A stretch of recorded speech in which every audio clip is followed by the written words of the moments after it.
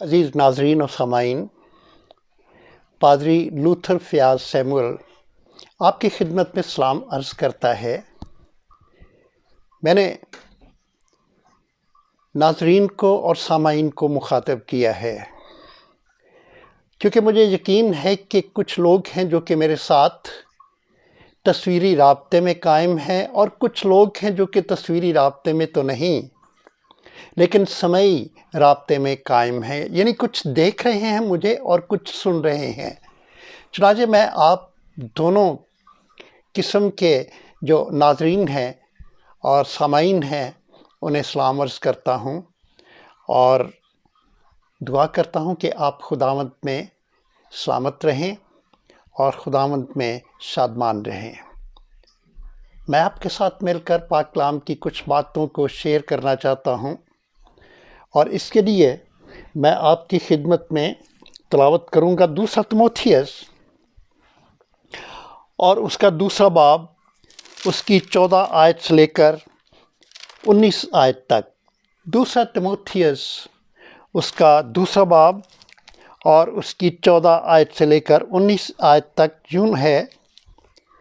14ویں آیت سے یوں شروع ہوتا ہے: یہ باتیں انہیں یاد دلا اور خداوند کے سامنے تاکید کر کہ لفظی تکرار نہ کریں جس سے کچھ حاصل نہیں، بلکہ سننے والے بگڑ جاتے ہیں۔ اپنے آپ کو خدا کے سامنے مقبول اور ایسے کام کرنے والے کی طرح پیش کرنے کی کوشش کر جس کو شرمندہ ہونا نہ پڑے اور جو حق کے کلام کو درستی سے کام میں لاتا ہو۔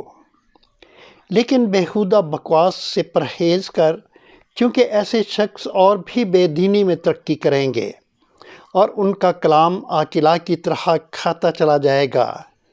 ہمنیوس اور فلسطس انہی میں سے ہیں۔ وہ یہ کہہ کر کہ قیامت ہو چکی ہے حق سے گمراہ ہو گئے اور بعض کا ایمان بگاڑتے ہیں۔ تو بھی خدا کی مضبوط بنیاد قائم رہتی ہے اور اس پر یہ مہر ہے کہ خداوند اپنوں کو پہچانتا ہے اور جو کوئی خداوند کا نام لیتا ہے ناراستی سے باز رہے۔ ہم دعا کریں۔ خداوند آسمانی باپ، ہم تیرے پاک کلام کی سماعت اور تلاوت پر برکت چاہتے ہوئے منت کرتے ہیں خداوند کہ ہم دل کی گہرائیوں سے اور طبیعت کی پاکیزگی سے تیری حضوری کو محسوس کریں، کیونکہ تیرے پاک کلام کی باتیں تیری حضوری ہیں۔ اور خداوند سربلندی اور شادمانی تیری حضوری کو محسوس کرنے میں اور تیری باتوں کو سننے اور قبول کرنے میں ہے۔ اپنے پاک روح کے ذریعے سے ہمیں تربیت یافتہ ہونے کی روح عنایت کر، یسوع نام کا وسیلہ دے کر مانگتے ہیں، آمین۔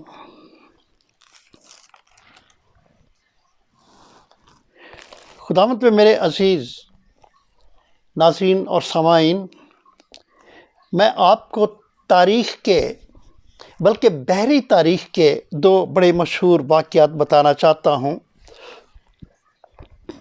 10 اگست 1628 کو ایک بڑا ہولناک واقعہ سویڈش نیوی کو پیش آیا، سویڈش بحریہ کو پیش آیا۔ ان کا ایک بحری جنگی بیڑا جس کا نام واسا تھا سمندر میں غرق ہو گیا۔ یہ بحری جہاز سویڈش نیوی کا فخر تھا۔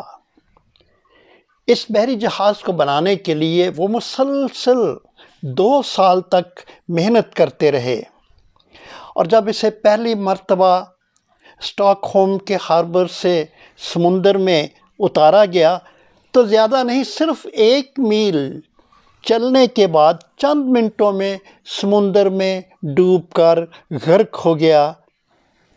کیوں غرق ہو گیا؟ ماہرین نے کہا اس لیے کہ اس پر بہت زیادہ وزن تھا اور بہت زیادہ بوجھ تھا۔ ایک اور حادثہ ہوا اور اس حادثے پر فلم بھی بن چکی ہے۔ یہ واقعہ ہے 10 اپریل 1912 کی ایک سرد اور یخ بستہ رات کو شمالی بحر اوقیانوس میں ایک بحری جہاز کے ڈوبنے کا، غرق ہونے کا، اور اس بحری جہاز کا نام تھا ٹائٹینک۔ یہ جہاز اپنے 2228 مسافروں اور اپنے کرو کے ساتھ غرق ہو گیا۔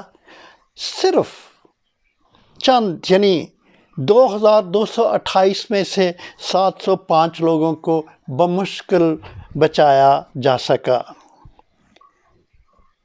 میرے عزیزو، صرف یہی 2 بحری حادثے پیش نہیں ہوئے ہیں دنیا کے سامنے،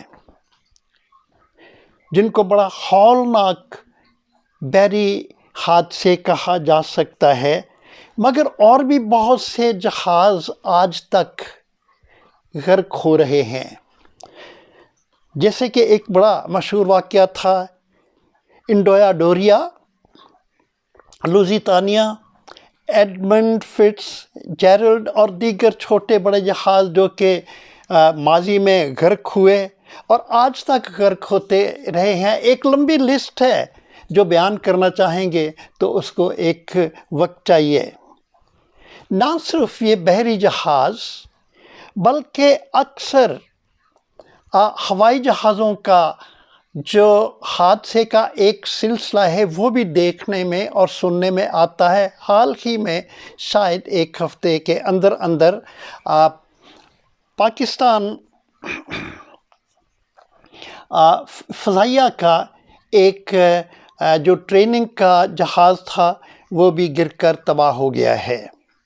بہت سارے بحری اور فضائی جہازوں کے حادثے ہیں جو کہ ہو چکے ہیں اور ہوتے رہے ہیں۔ خداوند خیر کرے اور مسافروں کو اور ان جہازوں کے سارے عملے کے لوگوں کو اور ان کے جو پائلٹس وغیرہ ہیں ان کو محفوظ رکھے۔ لیکن جب ہم بائبل کو کھولتے ہیں تو بائبل ایک اور طرح کے جہاز کے غرق ہونے کا بھی ذکر کرتی ہے، اور وہ بھی ہماری اس دنیا میں، ہمارے مسیحی معاشرے میں، ہماری کلیسیاؤں میں اکثر غرق ہوتے رہتے ہیں۔ بائبل اس کا ذکر کرتی ہے، اور میں آپ کو اس کے بارے میں بائبل میں سے پڑھ کر بتانا چاہتا ہوں۔ اگر آپ میرے ساتھ نکالیں 1 تیموتھیوس، مقدس پولس رسول کا پہلا خط تیموتھیوس کے نام، اور اس کا پہلا باب اور اس کی 18 اور 19 آیت میں آپ کے سامنے رکھنا چاہتا ہوں۔ 1 تیموتھیوس پہلا باب 18 اور 19 آیت، جو کہ اس طور سے ہے۔ میں پھر حوالہ آپ کی خدمت میں عرض کرتا ہوں کہ 1 تیموتھیوس پہلا باب اور اس کی 18، 19 اور 20 آیت، جو کہ اس طور سے ہے۔ 18، 19 اور 20 آیت۔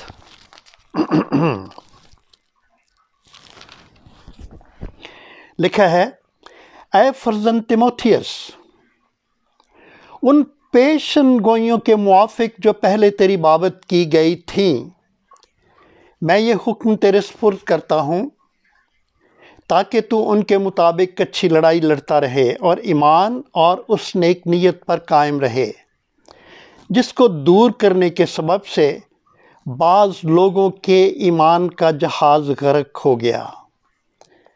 19 آیت میں کیا لکھا ہے؟ جس کو دور کرنے کے سبب سے بعض لوگوں کے ایمان کا جہاز غرق ہو گیا۔ اور 20ویں آیت ہے، ان ہی میں سے ہبنیس اور سکندر ہیں، جنہیں میں نے شیطان کے حوالے کیا تاکہ کفر سے باز رہنا سیکھیں۔ چنانچہ بائبل مقدس جنگی جہازوں، جو کہ بحریہ کے جہاز ہیں اور جو کہ فضائی جہاز ہیں یا جو کہ مسافر بردار ہیں، ان کی غرقابی کے بعد جس کا ہم نے ابھی انسانی تاریخ میں جائزہ لیا ہے، بائبل مقدس روحانی جہازوں کی غرقابی کا ذکر کرتی ہے، اور میں نے وہ آپ کے سامنے رکھا ہے کہ اے فرزند تیموتھیوس، ان پیشن گوئیوں کے موافق جو پہلے تیری بابت کی گئی تھیں، میں یہ حکم تیرے سپرد کرتا ہوں تاکہ تو ان کے مطابق اچھی لڑائی لڑتا رہے اور ایمان اور اس نیت پر قائم رہے جس کو دور کرنے کے سبب سے بعض لوگوں کے ایمان کا جہاز غرق ہو گیا، ان ہی میں ہمنیس اور اسکندر ہیں۔ میرے عزیزو، آپ کے ساتھ مل کر میں دلی دعا کرتا ہوں کہ خدائے ثالوث روحانی جہاز کو غرق ہونے کے حادثے سے ہر ایک مسیحی ایماندار کو محفوظ رکھے۔ اور یہ صرف آج کی دعا نہیں ہے، بلکہ میری درخواست ہے کہ ہم ہر روز جب اپنی خاندانی یا اپنی کلیسیائی یا اپنی شخصی دعا کرتے ہیں تو مہربانی کے ساتھ اس درخواست کو ضرور اپنی دعا میں شامل کریں کہ خداوند ایمان کے جہاز کو غرق ہونے سے بچائے اور ایمان میں ترقی کرنے کا فضل دے۔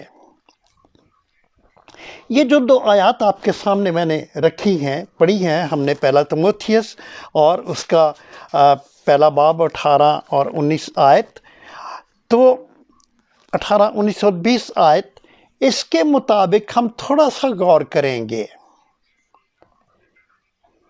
کہ یہ ہم اس کے بارے میں کیا سوچ سکتے ہیں، کیا باتیں ہیں جو کہ ہمیں جاننے کی ضرورت ہے۔ پہلی بات کہ روحانی جہاز غرق ہو جایا کرتے ہیں، یہ کوئی ادبی خوبصورتی نہیں ہے، یہ کوئی ادبی اختراع بھی نہیں ہے، یہ کوئی لفاظی خوبصورتی نہیں ہے، یہ کوئی تصوراتی بات بھی نہیں ہے، یہ ایک حقیقت ہے، کوئی وہمی بات، کوئی خیالی بات نہیں ہے، لیکن یہ ایک حقیقت ہے۔ اور حقیقت یہ ہے جو ہم پہلی بات سیکھ رہے ہیں کہ ایمان کے جہاز جو ہیں وہ غرق ہو جایا کرتے ہیں۔ یہ ایک سچی بات ہے، یہ حقیقی بات ہے، کیونکہ پاک کلام نے ابھی اس کا تذکرہ کیا ہے اور ہم نے ابھی پڑھا ہے کہ دو شخصوں کے، دو لوگوں کے جہاز غرق ہو گئے، جن کا نام یہاں پر مقدس کلام میں ہم نے پڑھا ہے۔ ایک کا نام ہے ہمنیس اور پھر سکندر۔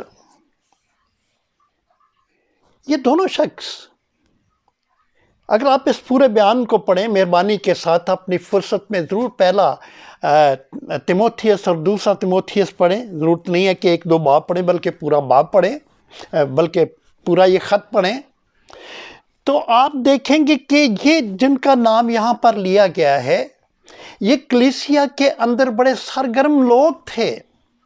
کلیسیائی سرگرمیوں میں، کلیسیائی لیڈرشپ میں اور کلیسیائی رفاقتوں میں ان کی موجودگی ایک بڑی جانی اور پہچانی موجودگی تھی۔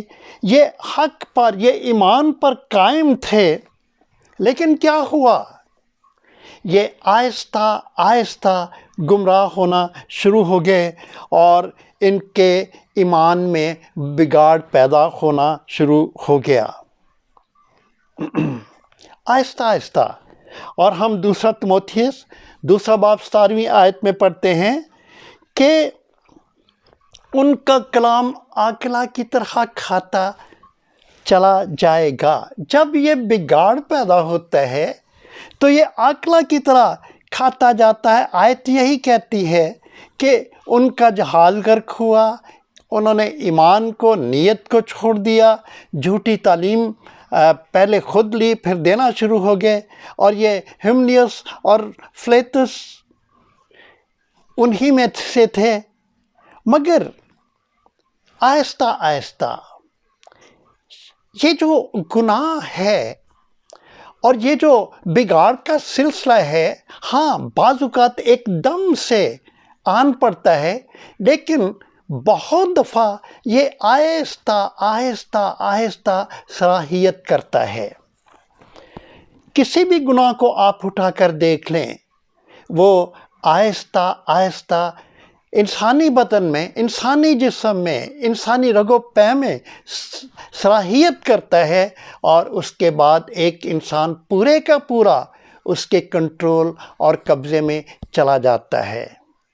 सिगरेट के पहले कश को, शराब के पहले घूंट को कभी भी गैर मामूली, माफ़ कीजिएगा, मामूली नहीं समझना चाहिए। मामूली तो वो है, लेकिन गैर मामूली तौर पर वो ज़िंदगियों पर असर करके एक शख्स को अपना असीर कर देता है, क्योंकि गुनाह की खूबी ही यही है, ख़ासियत ही यही है कि वो आहिस्ता आहिस्ता ज़िंदगियों में आन ठठेरा, आन बसेरा करता है। और हिमनियस के साथ, फ़रेतस के साथ, सिकंदर के साथ ऐसा हुआ। ये बड़े सरगर्म लोग थे, लेकिन आहिस्ता आहिस्ता इनके ईमान में बिगाड़ पैदा होना शुरू हो गया। और हम फिर पढ़ते हैं दूसरा तिमोथियस 4 बाब और उसकी 14वीं आयत में सिकंदर के बारे में मुक़द्दस पौलुस रसूल ने कुछ वज़ाहत दी है। मुक़द्दस पौलुस रसूल कहता है तिमोथियस को ख़त लिखकर, दूसरा ख़त लिखकर कहता है कि सिकंदर ठिठेरे ने मुझसे बहुत बुराइयां की, खुदावंद उसे उसके कामों के मुआफिक बदला देगा।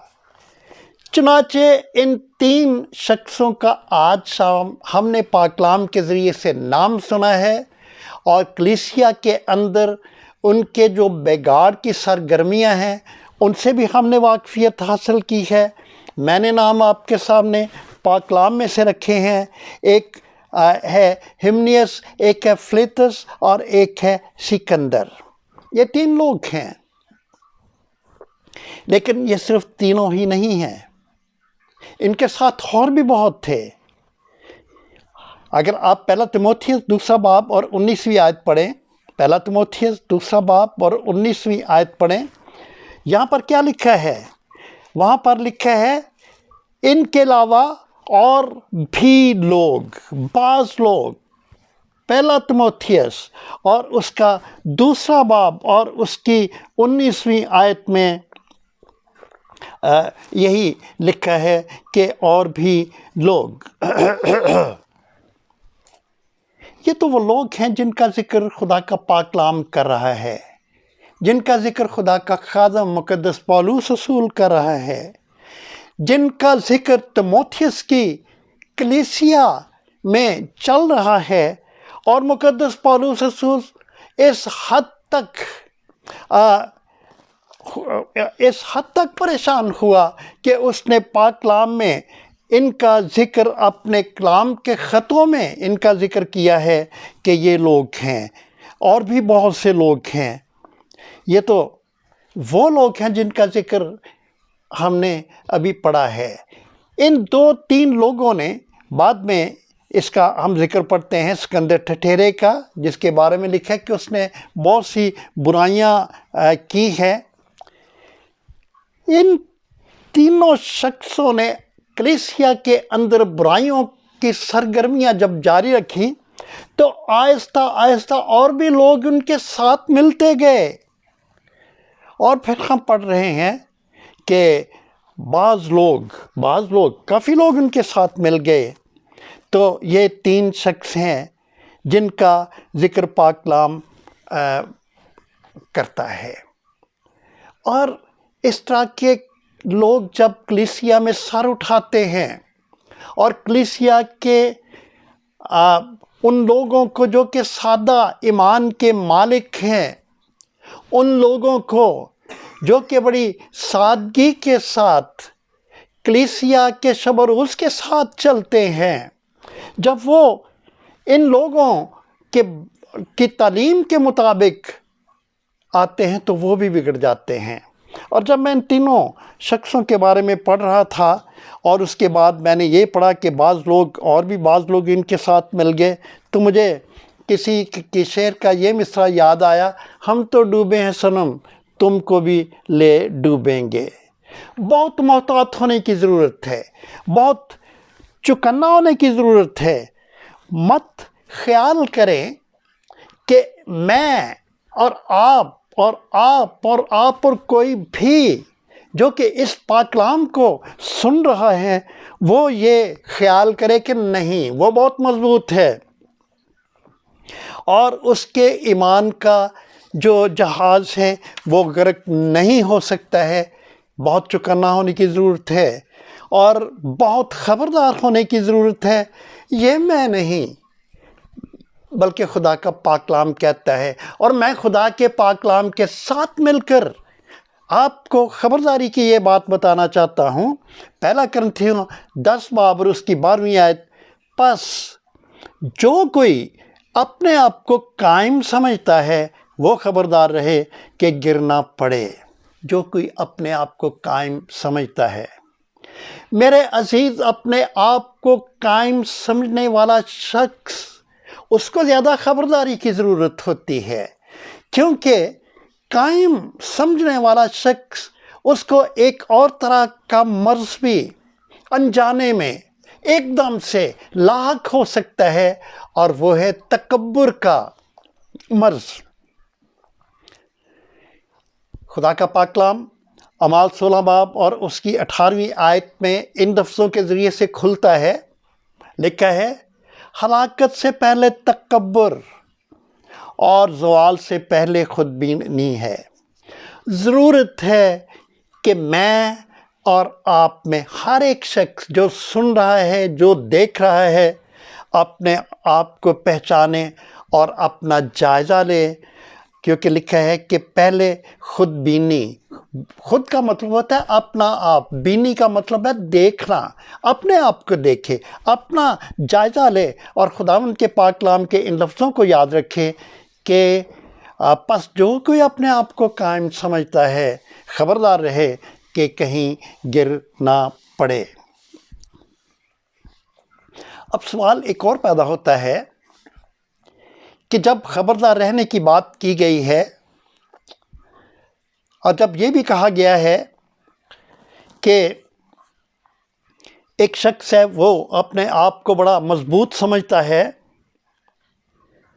تو قدرتی طور پر ایک سوال ذہن میں آتا ہے اس شخص کے جو کہ اپنے آپ کو قائم سمجھتا ہے کہ روحانی جہاز کیسے غرق ہو جاتے ہیں، کیا وجہ ہے، کیسے روحانی جو جہاز ہیں، ایمان کے جو جہاز ہیں وہ غرق ہو جاتے ہیں۔ سادہ سی باتیں ہیں 3-4 جو کہ میں آپ کی خدمت میں عرض کرنا چاہتا ہوں۔ جب ایمان کو ٹھکرا دیا جاتا ہے، ایک وجہ یہ ہے۔ پھر جب ایماندار بے ایمانی کے راستوں پر چلنا شروع ہو جاتے ہیں، پھر جب ایماندار روحانی قدروں کو روندنا اور پامال کرنا شروع ہو جاتے ہیں، جب ایماندار جان بوجھ کر روحانی باتوں کو، بائبل مقدس کی حقیقتوں کو، بائبل مقدس کی تعلیم میں رد و بدل کر کے یا تو اس کو اپنی مرضی کے مطابق بنانے کی کوشش کرتے ہیں یا اسے رد کر دیتے ہیں، پھر جب ایماندار غلط اور جھوٹے اور 2 نمبر استادوں کو خوش آمدید کہتے ہیں اپنی رفاقتوں میں اور اپنی سماعتوں میں، تو کیا ہوتا ہے کہ آٹلا کی طرح ان کا کلام برباد کرتا چلا جاتا ہے۔ Their teaching spread like gangrene۔ دوسرا تموثی 2 باب 17 آیت میں ہے کہ ان کا کلام آکلا کی طرح کھاتا چلا جائے گا۔ انگلش کا ایک ترجمہ اس کا یہ ہے کہ their teaching will spread like gangrene، کہ گینگرین کی طرح جو یہ مرض ہے یہ بڑھتا چلا جائے گا۔ اور جب میں نے یہ جو وجوہات بتائی ہیں، جب یہ وجوہات پیدا ہو چکی ہوں گی تو پھر کیا ہوگا؟ پھر ایمان کے جہاز کو غرق ہونے سے کوئی بھی نہیں بچا سکتا۔ ایمان کے جہاز کے غرق ہونے کا خطرہ بڑھ جائے گا۔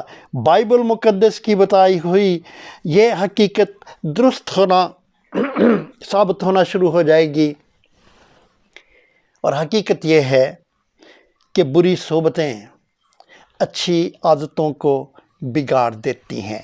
جب کوئی ایماندار اس طرح کی بری صحبتوں کا شکار ہو جاتا ہے تو ایمان کی ساری اچھی خوبیاں، اچھی عادتیں جو کہ ایماندار کی ایمان بھری زندگی میں خدا پاک روح نے پیدا کر رکھی تھی، وہ بگڑتی چلی جائیں گی۔ جب غلط تعلیم کو خود قبول کر کے غلط تعلیم کو ہر جگہ بڑے نام نہاد اختیار کے ساتھ دیا جائے گا تو پھر روحانی جہاز کے غرق ہونے کو کون بچا سکتا ہے؟ اس کا خطرہ بڑھتا ہی جائے گا اور پھر اسے کوئی بھی نہیں بچا سکتا۔ ہمنیس نے ایسا ہی کیا، فیلتس نے ایسا ہی کیا، سکندر نے ایسا ہی کیا۔ ہمنیس اور فیلتس جو کہ اپنے آپ میں ایک مذہبی اسکالر بن چکے تھے یا سمجھتے تھے، وہ غلط تعلیم کو لوگوں میں، کلیسیا میں پھیلا رہے تھے، اور خدا کا پاک کلام کہتا ہے، دوسرا تموتھیوس 2:17 ان کا کلام آکلے کی طرح کھاتا چلا جائے گا۔ Their teaching will spread like gangrene۔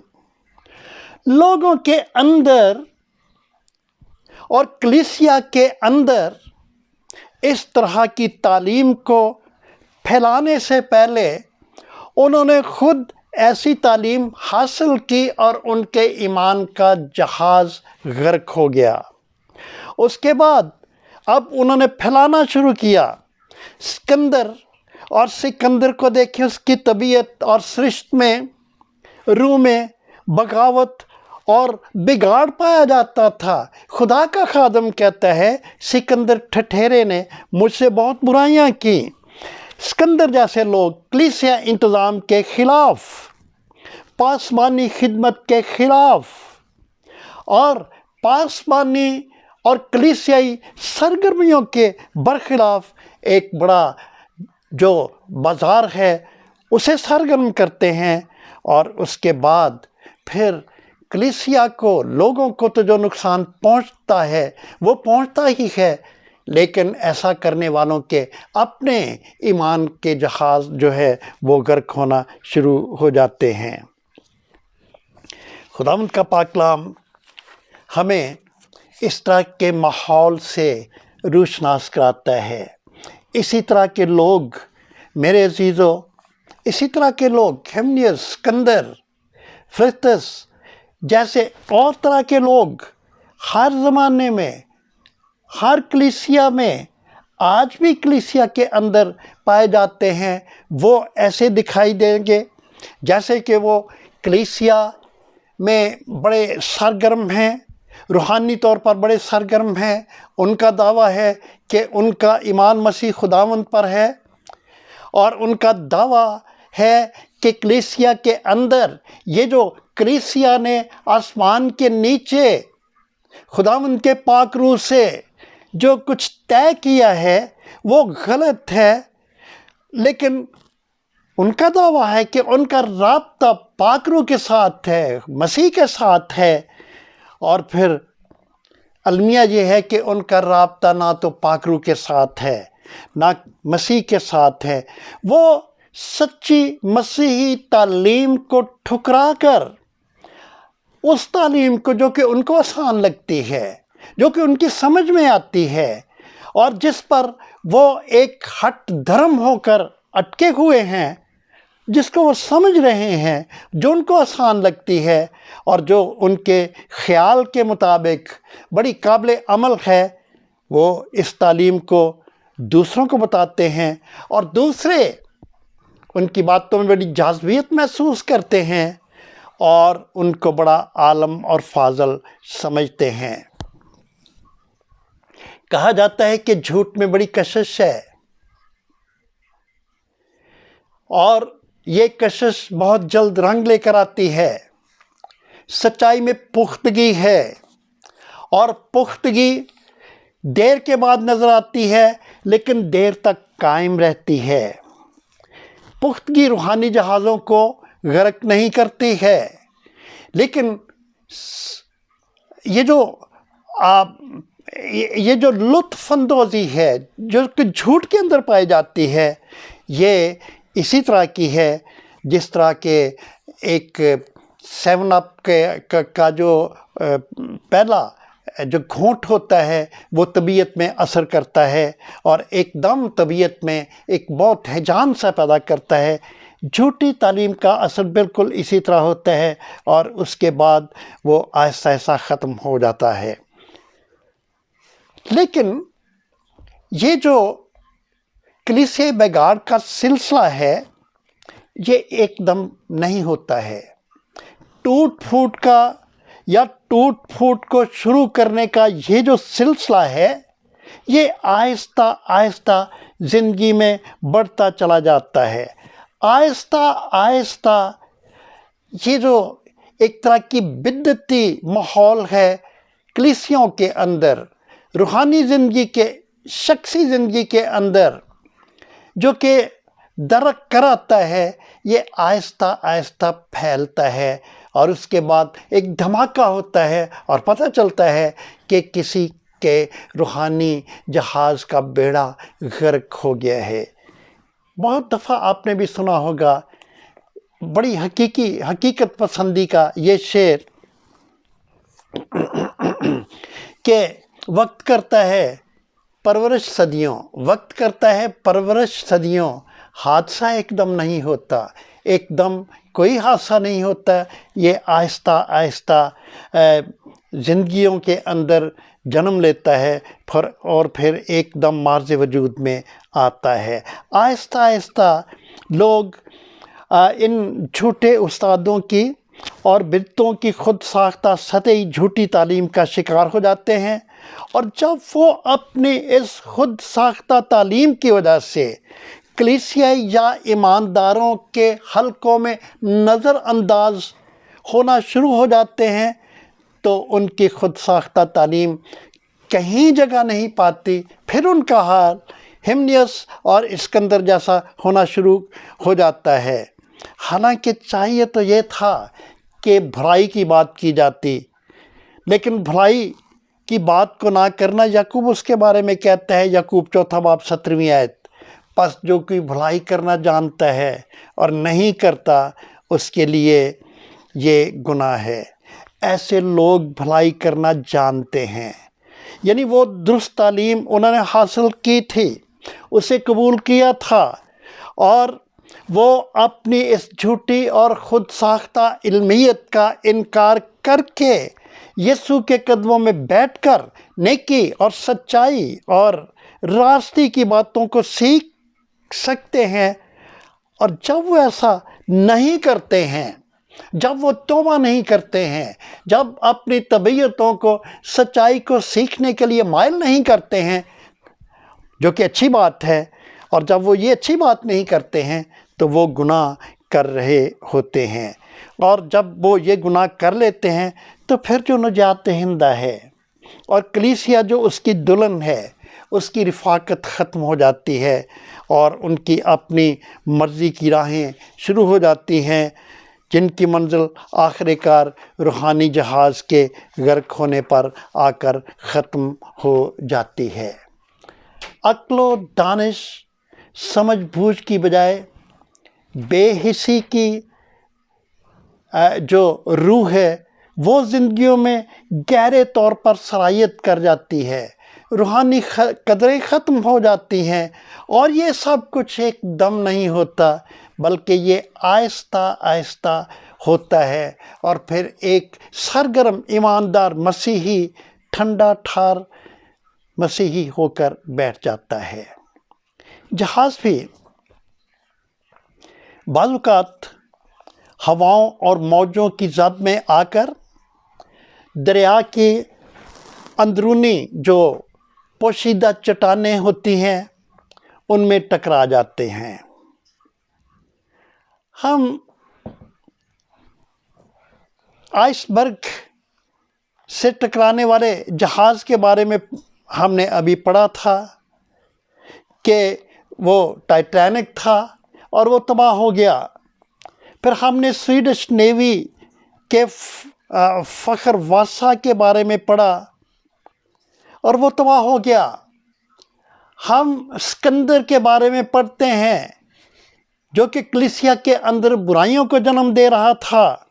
ہم متی کی انجیل اور اس کا 23واں باب اور اس کی 3 اور 4 آیت میں ہم فریسیوں کے بارے میں، فقیوں کے بارے میں پڑھتے ہیں جن کو خداوند یسوع مسیح ببانگ دہل ان کو بے نقاب کرتا ہے، اور خداوند ان کی تعلیم کے بارے میں اور ان کی برائیوں کے بارے میں خداوند ببانگ دہل اعلان کرتا ہے اور بتاتا ہے۔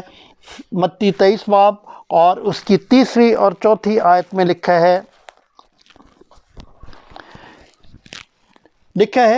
پس جو کچھ وہ تمہیں بتائے وہ سب کرو اور مانو، لیکن ان کے سے کام نہ کرو، کیونکہ وہ کہتے ہیں اور کرتے نہیں۔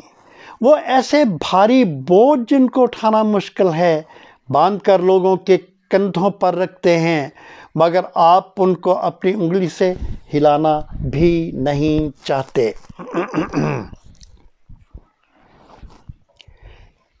بعض اوقات جہاز کی تباہی اس کے پھٹے اور ٹوٹے ہوئے چپوؤں سے ہوتی ہے، اور یہ دیکھتے ہیں کلیسیا کی تباہی کا سبب وہی لوگ بنتے ہیں جو کہ اپنی تعلیم کے پھٹے اور ٹوٹے چپوؤں سے کلیسیا کے ایک مربوط انتظام میں آ کر دخل انداز ہوتے ہیں، اور انہوں نے دوسروں کا بھی اور اپنے ایمان کا بھی بیڑا غرق کرنے کا ٹھیکہ اٹھا رکھا ہوتا ہے۔ میرے عزیزو، آئے ہم اپنا جائزہ لیں۔ کیا کہیں ہمارے ارد گرد ایسے لوگ تو نہیں بیٹھے ہوئے چل پھر رہے ہیں جو کہ دبے پاؤں ہماری رفاقتوں میں آ جاتے ہیں، اور جو کہ دبے پاؤں کلیسیا کی بگاڑ کا وہ جو سلسلہ ہے وہ شروع کر دیتے ہیں؟ ہم ان کے نقصان کے بارے میں ہم جانتے ہیں کہ ان کی سرگرمیوں سے کیا نقصان ہوتا ہے، ہمیں اس کا بالکل پتہ ہے۔ یہودا کی 10ویں آیت میں ہم پڑھتے ہیں، کیا لکھا ہے؟ مگر یہ جن باتوں کو نہیں جانتے ان پر لعن طعن کرتے ہیں، اور جن کو بے عقل جانوروں کی طرح طبعی طور پر جانتے ہیں ان میں اپنے آپ کو خراب کرتے ہیں۔ ان پر افسوس کہ یہ قائن کی راہ پر چلے اور مزدوری کے لیے بڑی حرص سے بلعام کسی گمراہی اختیار کی اور کورہ کی طرح مخالفت کر کے ہلاک ہوئے۔ یہ تمہاری محبت کی ضیافتوں میں تمہارے ساتھ کھاتے پیتے وقت گویا دریا کی پوشیدہ چٹانیں ہیں۔ یہ بے دھڑک اپنا پیٹ بھرنے والے چرواہے ہیں۔ یہ بے پانی کے بادل ہیں جنہیں ہوا اڑا لے جاتی ہے۔ یہ پت جھڑ کے بے پھل درخت ہیں جو دونوں طرح سے مردہ اور جڑ سے اکھڑے ہیں۔ یہ سمندر کی پرجوش موجیں ہیں جو اپنی بے شرمی کی جھاگ اچھالتی ہیں۔ یہ وہ آوارہ گرد ستارے ہیں جن کے لیے ابد تک تاریکی دھری ہے، یا دوسرے لفظوں میں میں کہہ سکتا ہوں جن کے ایمان کا جہاز غرق ہو گیا ہے، اور انہی میں یہ ہملیس اور اسکندر اور فلیتس ہیں۔ میرے عزیزو، جب کہ یہ علیحدگی کے دن ہیں، ہم اپنی علیحدگی میں اس مہلک بیماری کی وجہ سے بیٹھے ہوئے ہیں، یہ بہت مناسب ٹائم ہے ہم اپنے گھٹنوں پر جھکیں اور ہم خدا پاک روح سے درخواست کریں کہ وہ ہماری روحانی سماعت کو، سننے کی قوت کو اور ہماری روحانی بصارت کو، دیکھنے کی قوت کو مضبوط کرے، تاکہ ہم دیکھیں، اپنے ارد گرد دیکھیں، اپنا جائزہ لیں، اپنی طبیعتوں کا جائزہ لیں کہ کیا ہمارے اندر سکندر ٹھٹھیرے جیسی ایسی برائیاں تو نہیں سر اٹھا رہی ہیں، سرگرمیاں تو نہیں سر اٹھا رہی ہیں، جس سے میرا خاندان، میری اپنی ذاتی زندگی اور میری کلیسیا میں ابتری پھیلی ہے، یا جس سے میرے اپنے ذاتی ایمان کے جہاز کے غرق ہونے کا خطرہ ہے۔